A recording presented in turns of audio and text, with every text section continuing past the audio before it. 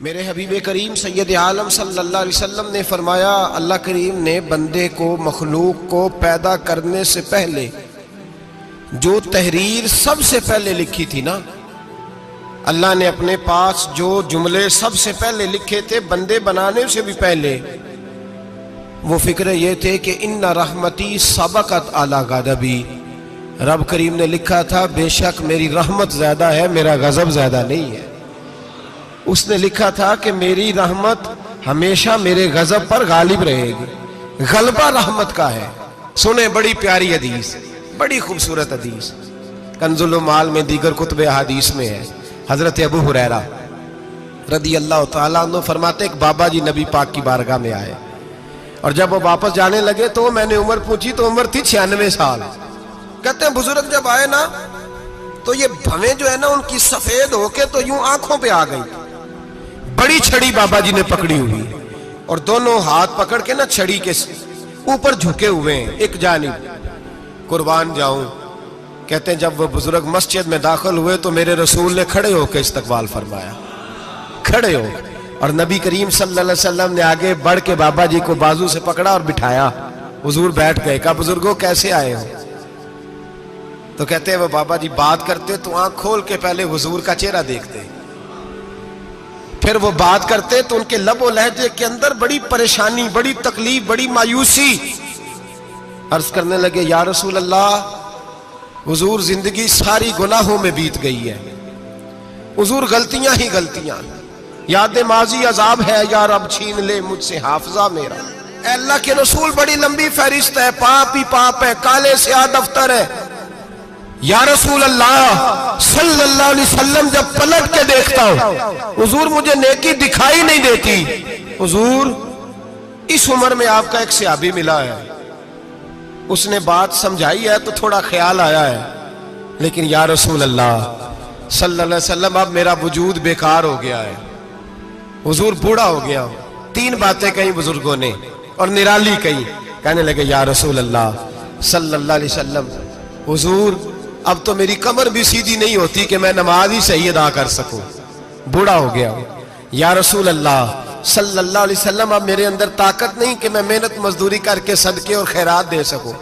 یا رسول اللہ صلی اللہ علیہ وسلم اب میں تلوار لے کے جہاد بھی نہیں کر سکتا، حضور نہ میں لمبی نمازیں پڑھ سکتا ہوں، آقا نہ میں صدقات و خیرات دے سکتا ہوں، محبوبہ نہ میں دین کے لیے کوئی جہاد کر سکتا ہوں، بیکار وجود ہے، بیکار۔ بیکار وجود کو تو گھر والے برداشت نہیں کرتے، بچے دعا کرتے ہیں یا اللہ ابا جی کو پردہ دے دے، اماں کو پردہ دے دے، بیکار ہو گیا ہوں اور آج آیا ہوں تو مجھ بیکار کو میرا رب قبول کر لے گا؟ آج کلمہ پڑھوں تو بیکار ہوں، کسی کام کا نہیں، نہ نماز نہ صدقات نہ جہاد، قبول کر لے گا؟ حضرت ابو ہریرہ فرماتے ہیں جیسے برسات میں بارش کی جھڑی لگتی ہے، یوں مصطفیٰ کی آنکھوں سے جھڑی لگ گئی، حضور کھل کے روئے، کھل کے۔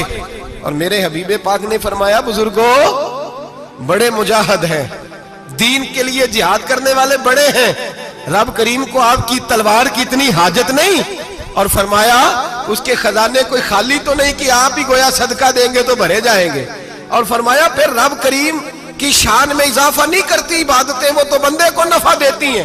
میں بزرگوں نہ آپ جہاد کریں نہ آپ صدقات دیں، لا لمبی نمازیں پڑھیں، آپ صدق دل سے آ جائیں، اللہ کے رسول کا وعدہ ہے رب آپ کو بغیر حساب کتاب جنت عطا فرما دے گا۔ آنا تو شرط ہے کہ نہیں؟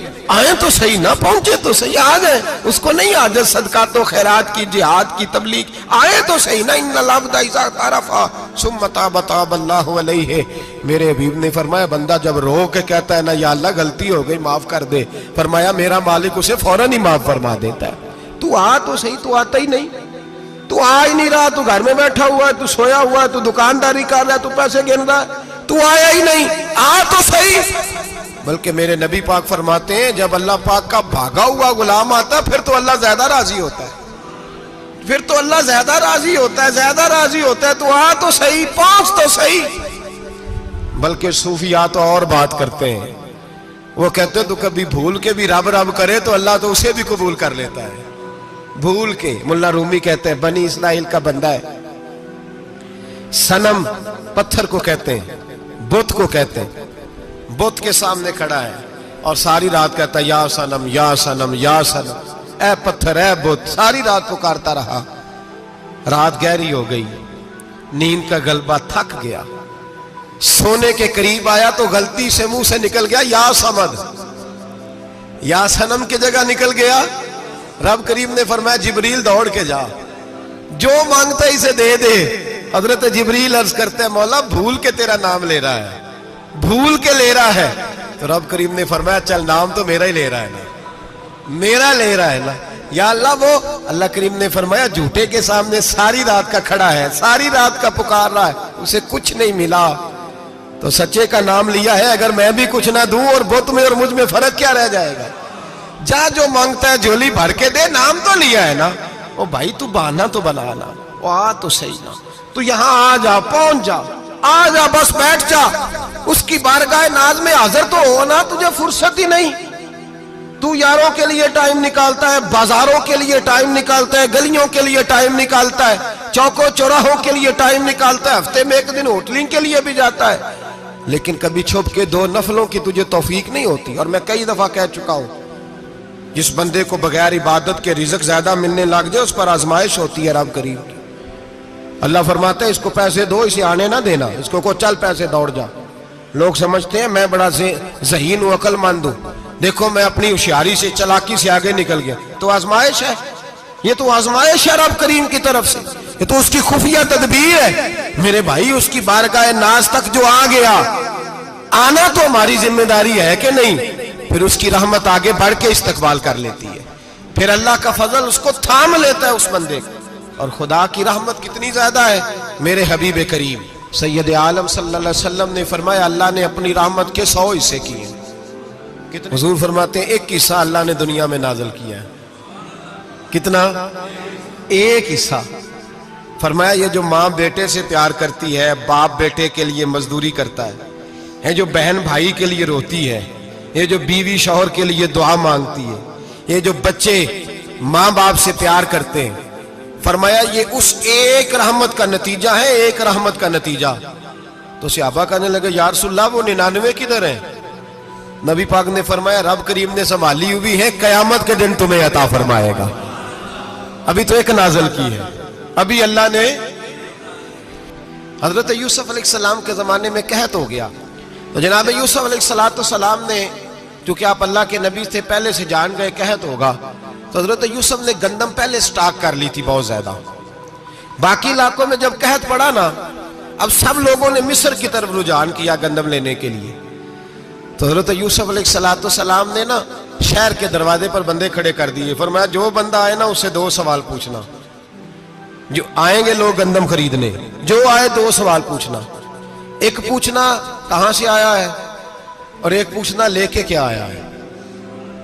एक पूछना, समझ आ रही है बात की, और दूसरा पूछना कि लेके सोना लेके आया है, चांदी गंदम खरीदनी है तो क्या चीज लेके आया है, कि नगद पैसे लाया है, ये पूछ लेना। जो आए 2 बातें पूछना। एक पूछना कहां से आया है, और दूसरा पूछना क्या। एक रवायत में 3 सवाल भी हैं, लेकिन फरमाया पूछना 2 सवाल जरूर। इंतजार था ना भाइयों का, किनान से आने वालों का। फरमाने लगे सबसे 2 सवाल पूछना। जब किनान वाले आए ना, उनसे सिर्फ इतना पूछ लेना कि वो कहां से आए हैं। अगर पूछे ना किनान से आए हैं, तो फिर ये ना पूछना क्या लेके आए हैं, फिर मैं जेबे खुद टटोल लूंगा वो क्या लेके आए। बाकियों से 2 सवाल। जब मेरे भाई आए ना, भाई भाइयां दे वैरी हुंदे ते भाई भाइयां दियां बावां। जब मेरे भाई आए तो उनसे ये नहीं पूछना कि वो क्या, बस ये पूछना कि कहां से। इतनी बात पूछना, बाकी मैं पूछ लूंगा। आप फरमाने लगे रब भी फरिश्तों से कहता है तुम कब्र में ना मेरे बंदों से ज्यादा सवाल ना करना, बस ये पूछ लेना मुझे मानते हैं, मेरे नबी को मानते हैं। कब्र में तुम इतने सवाल पूछ लेना, बाकी लेके क्या है वो मैं खुद ही पूछ लूंगा। फरिश्तों के सामने रब करीम अपने बंदे को बेआबरू करना, बस तू ये बता दे अल्लाह रसूल को मानता है कि नहीं। बाकी जो तेरा हिसाब किताब है ना, अल्लाह फरमाते हैं मैं क़यामत में कर लूंगा, मैं पूछ लूंगा इसका क्या इलाज करना है। बस तुम इतना बता दो मुझे मानते हो, मेरे रसूल को, मेरे भाई, मेरे नबी करीम।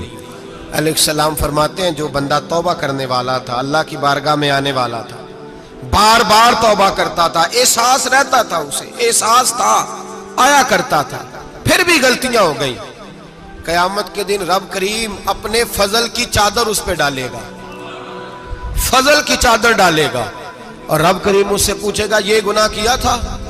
اور نبی پاک فرماتے ہیں اس نے بڑے بھی گناہ کیے، اللہ چھوٹے چھوٹے گناہوں کے بارے میں پوچھے گا، یہ غلطی کی تھی، یہ گناہ، بندہ ڈر رہا ہے، وہ کہہ رہا ہے پتہ نہیں سزا کیا ملے گی، چونکہ دنیا میں بھی ڈرتا رہا، یہاں بھی ڈر رہا ہے، شرط یہ ہے کہ احساس والا ہو، آتا رہو، پھر بھی غلطیاں ہو گئی، خیال کرتا تھا، محنت کرتا تھا، نیک ہونے کی جدوجہد کرتا تھا، کوتاہیاں رہ گئی، یہ گناہ کیا تھا یا اللہ بھول گیا تھا، یہ گناہ کیا اللہ مجھ سے غلطی ہو گئی، یہاں بھی کیا تھا یا اللہ غلطی ہو گئی۔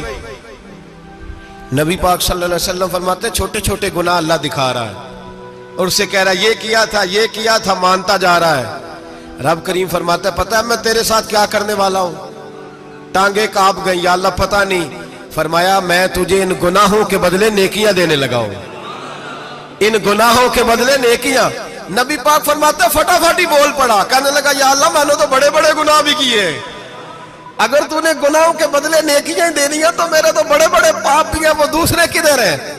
میرے حبیب کریم علیہ الصلوۃ والسلام فرماتے ہیں رب مسکرائے گا جو رب کی شان کے لائق ہے، اللہ فرمائے گا تیرے دل میں احساس تھا، تو آیا کرتا تھا، تو توبہ کرتا تھا، تو میری بارگاہ ناز میں آتا تھا، پتہ تیرے اوپر چادر کیوں ڈالی ہے؟ یا اللہ نہیں، فرمایا میں تجھے اپنی رحمت کی چادر میں چھپا کے جنت میں داخل کرنا چاہتا ہوں۔ میرے بھائی تو آ تو صحیح، تو پہنچ تو صحیح۔ میرے نبی کریم علیہ الصلوۃ والسلام نے ایک دن صحابہ سے پوچھا ایک بات تو بتاؤ، بخاری مسلم کی حدیث ہے، یا رسول اللہ پوچھئے۔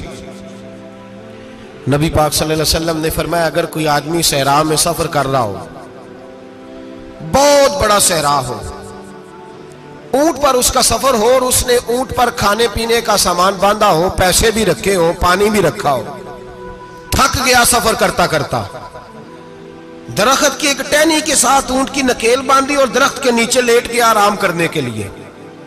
اللہ کے حبیب فرماتے ہیں اچانک اس کی آنکھ لگ گئی، جب جاگا تو اس نے دیکھا کہ اونٹ تو غائب ہو گیا ہے، اب نہ کھانا ہے، نہ پانی ہے، نہ پیسے ہیں، اور صحرا بڑا لمبا ہے، پیدل سفر بھی نہیں کر سکتا۔ تھوڑا سا ڈھونڈا، پھر موت کا انتظار کرنے لگا، سوچنے لگا اب موت آئے گی، اب مر جاؤں گا۔ اللہ کے محبوب فرماتے ہیں تھوڑی دیر گزری، جب بالکل مایوس ہو گیا تھا تو اچانک نظر پڑی تو اونٹ اس کا سامنے کھڑا تھا۔ نبی پاک صحابہ سے پوچھتے ہیں بتاؤ، اس کی کل کائنات اجڑ گئی تھی، راز ضائع ہو گئی تھی، ہر شے لٹ گئی تھی، دوبارہ اسے مل گئی ہے، بتاؤ اسے کتنی خوشی ہوگی؟ صحابہ کہنے لگے یا رسول اللہ نئی زندگی مل گئی اس بندے کو، وہ ساری دنیا سے زیادہ راضی ہے۔ تو میرے کریم رسول صلی اللہ علیہ وسلم نے فرمایا رب کریم کا نافرمان بندہ جب اس کی بارگاہ میں آ کے توبہ کرتا ہے تو اللہ اس سے بھی زیادہ راضی ہو جاتا ہے۔ نافرمان جب آ کے کہتا ہے یا اللہ معاف کر دے، آئندہ نہیں کرتا، میں اللہ تو راضی ہو جاتا ہے۔ اور حبیب پاک علیہ السلام فرماتے ہیں وہ اتنا کریم ہے، جب بندہ اپنے رب سے صلح کر لیتا ہے، توبہ کر لیتا ہے، تو اللہ زمین کو کہتا ہے تو بھول جا میرے بندے نے گناہ کیا ہی نہیں، آسمان سے کہتا ہے تو بھول جا میرے بندے نے گناہ کیا ہی نہیں۔ پھر رب کریم فرشتوں سے فرماتا ہے کہ مٹا دو جو تم نے لکھا تھا، میں نے اپنے بندے کے ساتھ صلح کر لی ہے۔